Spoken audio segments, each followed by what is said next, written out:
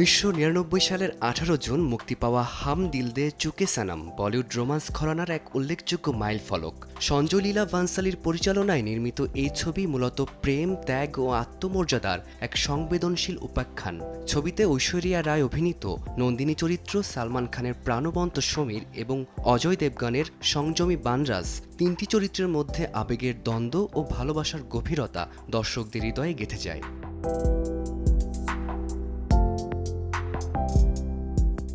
বানসালির চিত্রনাট্য ও দৃষ্টিনন্দন নির্মাণশৈলী এই ছবিকে করে তোলে ভিজুয়াল ও আবেগের এক অনন্য অভিজ্ঞতা।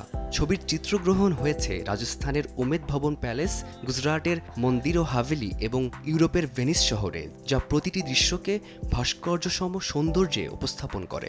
কস্টিউম ডিজাইন, সেট ডিজাইন এবং ক্যামেরার সাবলীল চলন বানসালির রং ও রূপকল্পনার ছাপ বহন করে। ইসমাইল দরবারের সুর এবং মেহবুবের গীতিকবিতায় নির্মিত ছবির সাউন্ড ট্র্যাক 1999 সালের অন্যতম সর্বাধিক বিক্রিত অ্যালবাম ছিল। তরফ তরফকে, চাঁদ ছুপা বাদল মে, নিমুরা ও আলবেলা গানগুলো শুধুই সুর নয়, বরং গল্পের আবেগকে শক্তিশালী করে তোলার এক উপাদান।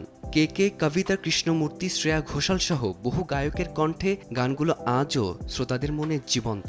এই ছবির জন্য ইসমাইল দরবার জাতীয় চলচ্চিত্র পুরস্কার এবং ফিল্মফেয়ার পুরস্কার সহ একাধিক স্বীকৃতি পান।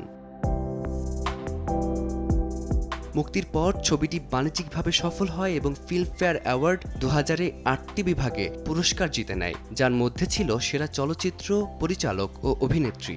26 বছর পেরিয়েও হাম দিল দে চুকে সানাম আজও একইভাবে প্রাসঙ্গিক। এটি শুধুমাত্র এক সফল বাণিজ্যিক সিনেমা নয়, বরং একটি আবেগ, একটি সময়ের প্রতিচ্ছবি, যেখানে ভালোবাসা মানেই শুধু পাওয়া নয়, কখনো কখনো হারিয়েও ভালোবাসা হয় পূর্ণ। সময় বদলায়, প্রজন্ম বদলায়, কিন্তু এই ছবির আবেদন আজও অটুট, চিরন্তন।